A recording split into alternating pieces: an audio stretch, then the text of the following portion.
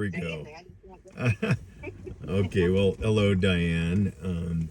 Thanks for taking my call today and doing this interview. And just so I have, if you don't mind, I'd like to prompt you with obviously some questions with regards to your fabulous relationship with David Wynn Miller, who rest in peace, is deceased. Obviously, this call is being recorded. I want to make sure to have your consent to record this call. Yes, you do. Okay, perfect. So how did you first meet David Wynn Miller, the founder of Quantum Grammar? I don't remember how he came across my desk. I was into all of the sovereign movements, I guess, if you will call them that. And I had been studying with a lot of different people, just studying the Constitution, basically, different law groups and what have you. And somebody sent me his information. And with that, then I called him and invited him to come and speak at my home. And I would gather up some friends and, kind of teach us what he's all about. And so he came over. And was he mainly focused on the quantum grammar or foreclosures or a little bit of both, or being a state national, or kind of what did you feel as though his focus was at the time?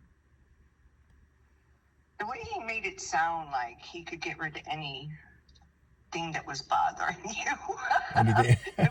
All powerful. Put it that way. That they were just simply incorrect and they needed to be corrected. Right. And so with that, I thought, okay, so that's kind of a nice way of, putting it. So with that, then I gathered together about 10 of my friends and I hosted a meeting at my home. And so he came and he spoke for quite a long time. And then I was like, this is like too good to be true. Like, this guy's a fraud, this guy's a fake, because on the internet, you read all kinds of bad things, that you can dig to get the good things, but the bad kind of like comes right out straight center. And so he he was able to discredit all of the inquiries that I had, the bad things that were being said about him. Because there's nothing online anymore that reflects poorly on David that I've ever seen. He's always stood and seems to stand in the truth and has stood in the truth, even though he's been gone now, I guess, for going on 7 years. It seems it goes by so fast, right? It just seems like yesterday, but so after that meeting, then I wanted to see him in action. Nice. And see what it was all about, what it meaning this parse syntax grammar that I was just wrapping my head around speaking those words. And did he give you all a presentation on how it works, or what was his presentation when you first met him at your home, or were invited to his little seminar at home there? Basic history on how he came to create this arithmetic-based language. And it was, from my recollection, he had said that he had created that because he said that we will be having communication with ETs and they don't understand English, but they do understand numbers. Nice. And so he said that he felt, called to, create this interface between the languages. And so he did that in like 5,000 languages back in 88. Incredible. And and so your impression of his personality and his mission was true to how he comes across as a very honest, truthful, and forthright person. Is that correct? Oh yeah, absolutely. And he's not one to lie. He speaks his truth, even though it doesn't make sense to most people. So, And like, so when we discussed, you met him about 5 years before his passing, is that correct? yeah. Hmm. And when you met him, so that would have been like 2013, 2014, kind of like we discussed. What was he Hmm. doing, or what was happening in his life at that time, from your recollection? He was basically traveling. People would pay him to come and help with doing the syntexing of their documents and putting together claims for them. And I think I told you, And his he did one for you, going didn't he? great. Hmm? He did one for you, did he not? Did a claim, or did he ever do a claim for you? He did, yes. I had the IRS file a lien. I had done in 2008, I did a revocation of election. And then, so I didn't pay taxes 9, 10, and 11. And then they came in and decided they wanted to audit my books. And I didn't quite know how to tell them no at that time. And then they gave me a bill for $1.5 million. And I said, okay. So I just sat on it. I didn't do anything with it. And then they leaned it. And so when I met David then in 2013, I had this lien. And he's like, well, here, let's just take care of that. So I filed that paperwork. And then the next thing I know, there's a criminal investigator at from the IRS at my office. Oh, jeez. So I'm like, oh, this is fun. And that was within like months of meeting David and doing this IRS letter. Well, actually, no, because I met him in 2013, and the criminal investigation was in 2015. So he actually was there at the office for the interview, and I was holding my hand through that whole thing. And then they just disappeared.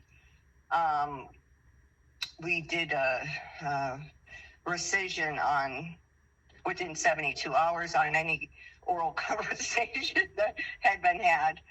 And so with that was the end of that, so after they were bothering me for a couple of months when we actually finally sat down and then we did the rescission on that, and then I didn't hear from them again. Just shut it down. And did that shut them down permanently, or did they ever come back?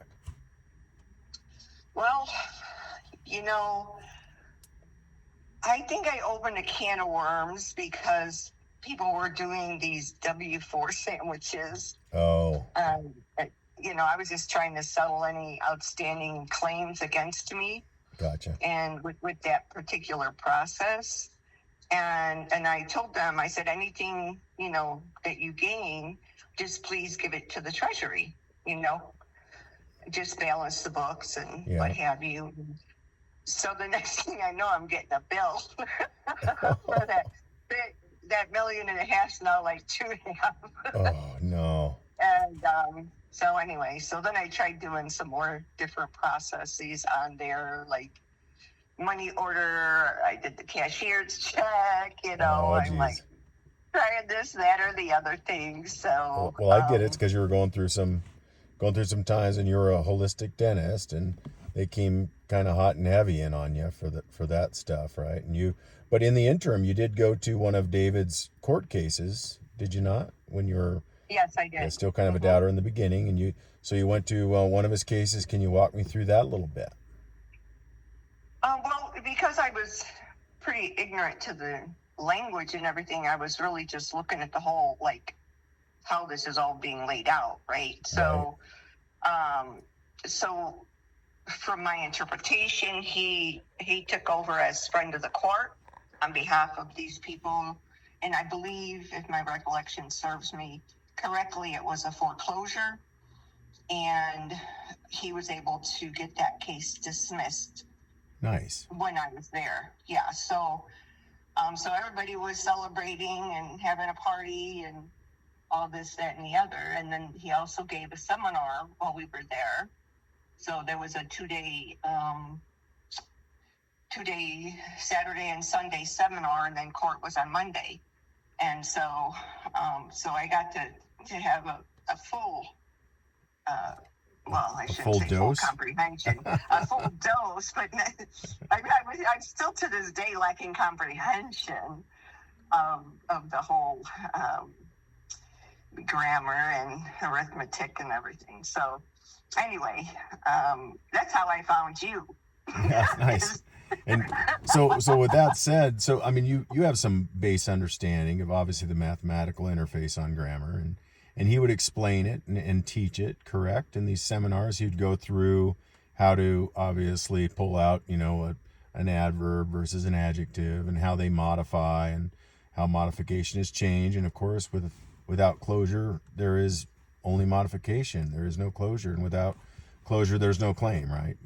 You can't paint a complete picture without without finishing it, without closure. You can't finish a house without plans. You can't, with anything without closure is undone, and being undone is kind of the mathematical interface. I think that's what I got out of it when I first started studying David. And the quantum grammar, though, is confusing at first. When you finally get it, I think what I got out of it was that it brings closure to all things. It brings clarity, that then what is in front of you, whether it's a contract or a claim or a trust. You have the clarity of knowing exactly what it means. There isn't any unfinished or anything left for interpretation. It's absolute. It brings closure. Just like when you paint by numbers, if the number says 1 and blue is the number 1, then you're painting with blue, right? Versus you have basically this sketch with no numbers, and you don't know what color goes where, and you're never going to finish that painting. Or the next person down the line is going to choose different paints than you chose, or sketches, or you're never going to end on the same conclusion or the same closure.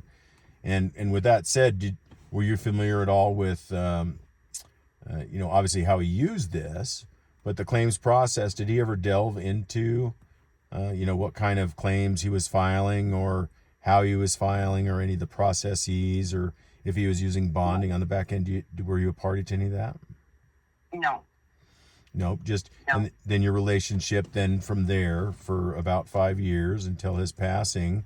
Can you go into just a little more information on, you guys saw each other for a couple of years, and then you kind of slowly drifted off and then passed on, or what happened there?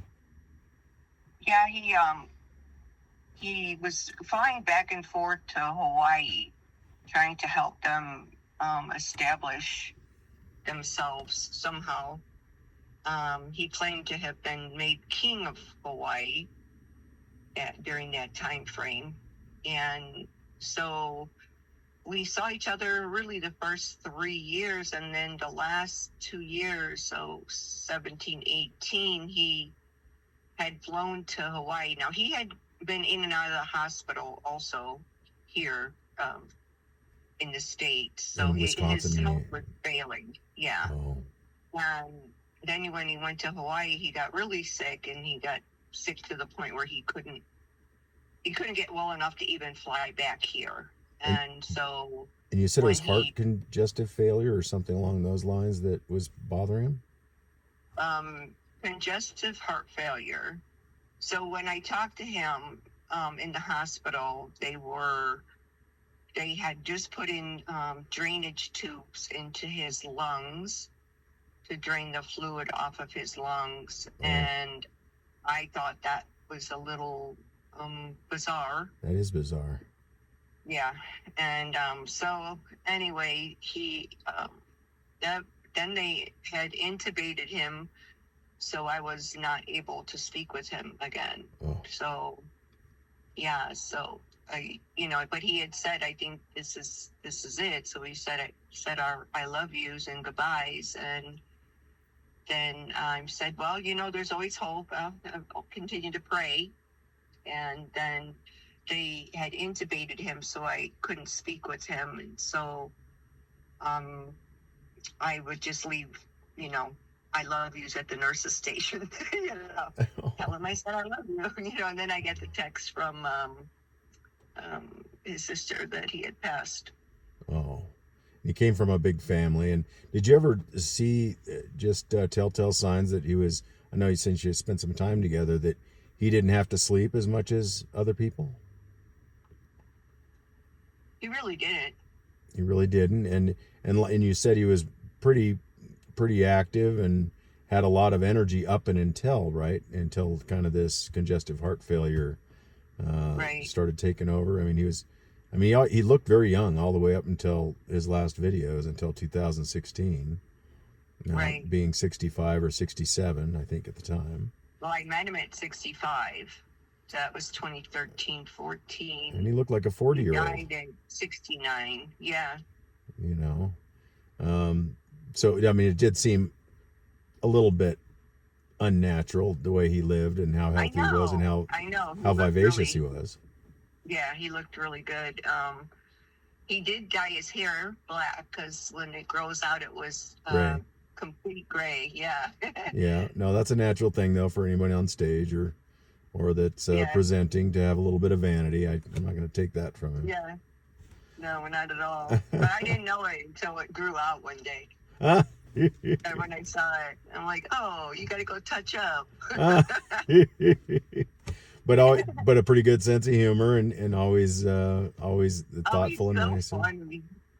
Just a lot of fun to be with. I mean, the stories were just endless stories of just like unbelievable adventures, you know, and yeah, so it was a lot of fun. And you don't have any reason to doubt any of it, or you wouldn't have any reason to doubt any of his claims. No, because when I had talked to him about this whole language thing, and he said that he had done it syntax the Quran, the Bible, and and then he told me that he was approached by the Rothschilds to go ahead and syntax all of the treaties and all of the banking and everything. So, and that was what 89, 90-ish, I guess. Yeah, I think that's the basis of our quantum banking treaty. I think is crypto. I mean, I can't get confirmation on that, but I mean, I just know it. I have every intuition tells me that's correct. Mm-hmm. So yes, the quantum financial is built on his back. Yeah. But so it's great. I'm glad to see somebody picked up the baton. I did see somebody, I don't know if he's from Australia or... There's a couple good guys out there that are really savvy with syntax. I've spoke to a few of them. Some of them aren't as, I guess, out in the public, but they are very knowledgeable and have done a great job of picking up David's baton. And people that, I think the bottom line is, it is difficult to learn. It's, we're so brainwashed and we're so garbled that it really takes an effort to pull yourself out of that. I don't know how to put it any other way than it's just a veil. It's brainwash. And so to pull yourself out of it, it's literally like trying to force yourself into hot water or anything else. You don't want to do it, but your brain needs to learn a different process, a different operation, because it's literally operating incorrectly. And it goes that deep. But I want to thank you so much for taking 20 minutes out of your day for me, Diane, and taking some time to remember David and talk a little bit about him. And because I know, I mean, in his videos and seminars, I get people ask me, did he live in the 1800s? When he wrote that other book, because he makes a comment about, to the effect that his books were returned to him from a chimney or a monastery from an Indian chieftain or something. And there's a lot of strange mysteries and there's a lot of strange legends out there, and I think they're fun. And regardless of how they came about, I think there's a lot of mystery around David. I think he probably did live multiple lives. Whether you believe in that or not is up to everybody in their experience. But I think he is was and is a wise entity that has come here to assist us in obviously finding more light than darkness. He wants peace. He just wants world peace. That's it. He says, if we can get this right, we will have world peace. if we can get this right. And is there any other comments or messages you think David would want to express or share? He would see, I would get upset, like anxious, and like he said he didn't have emotions, right? Like He was Spock. like anxiety and fear and all of that. He didn't have that. He said he claimed his lack of emotion came from his thymus being removed. Oh yeah, the operation. And so after that operation, he said, I didn't have those anxiety. I don't have anxiety. I don't have fear. He did have love, but he didn't have negative. And he had passion, emotion. like was he Yes. a passionate companion and stuff like that? Yes. Very loving and dear and kind. Nice. Yeah. That's wonderful. Like I said, it was just the negative emotions that, like the fear and all the negativity around fear, the anxiety. So I would be like, hyperventilating over these lawsuits. And he's like, we're just correcting them. You're just correcting them. Don't worry about it. Yeah. He just would be so nonchalant. We're just correcting them. They need to be corrected. They've made a mistake, How thoughtful. It's wonderful to think of life could be that way. I know, right? We're just correcting them. So, anyway. Well, time to stop and correct. Well, again, thank you so much for taking the time. Is there anything else you would like to share with anybody who might hear this or see this narrative in the future? Well, I say we just keep his legacy alive and, finish what he started. Absolutely. Which was to change the whole world. Now, if he's already syntexed 5,000 different languages, then there should be no reason we can't move forward. I think that the powers that were not wanting that, like how he, when he first put this out, and the FBI comes and they're like, who did you tell? Everyone, he's like, there are no secrets here, and so with that, he was just, his mission has just been to correct so we can have peace on earth, and that if we ever meet our extraterrestrial brothers and sisters, that we'll have a form of communication that, they won't be compelled to throw a rock at us or something. That is a beautiful thought and a very serious thought at the same time. And very true. If we keep thinking in craziness and hostility, nobody's going to want to be around us.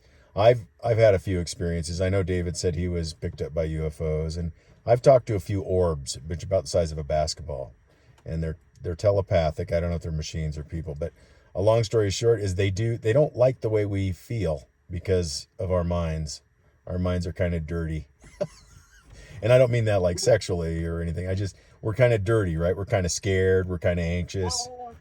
You can imagine, you can imagine someone who's really smart and who's a pacifist, and then they see in your mind there's fear and violence and lies, and then you're just like, whoa, yeah, you got to clean that up a little bit before I can come back and visit, right? So I'm so grateful meditation has become mainstream now, because back 30 years ago it was frowned upon, and that's just something that we need to quiet our minds and get connected to the love. And when you're in love, you can't be in fear. You can't, and you wouldn't be. Boy, they do a hell of a job getting you in fear, so that you fall out of love, and then you're living out of the exact thing that they harness, the negative energy. Yeah. From what I'm understanding, that's how certain entities live, and so they thrive on it. We have to stop feeding them. We have to just stop feeding into the fear. And if you see fear on TV, turn it off. Turn it off. That's a good point. God. And there's an awful lot of programming. We have to be aware and be obviously accountable to ourselves for feeding that in. And I stopped watching like violence and movies like that before going to bed, because I realized that I'd be having weird dreams. It is all a part of subliminal programming and everything else. And there's nothing wrong with having the contrast of good and evil, light and dark. But like you said, it's about, his message was about spreading the love, about the correction, right? So what a great message. Well, I'll leave it there because I know I've stretched you out beyond the 20 minutes I promised you. And I want to thank you again, Diane. And to anybody out there listening or seeing this transcript, thank you so much for joining Diane and I today. And we hope you join us on this path of correction, as David Wynn Miller would want. Thanks again, Diane. Absolutely. Talk to you soon. Thank you. Bye-bye. Okay.